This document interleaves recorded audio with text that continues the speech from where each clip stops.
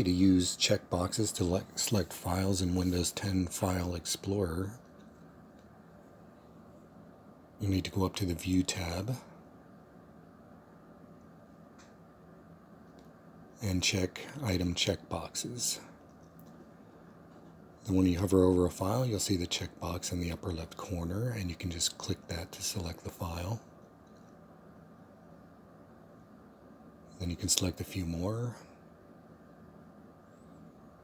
You can right-click your selection, and you'll get a menu of what you can do with these. Send to, cut, copy, delete. Or you can just check a few, and you can move them to another folder.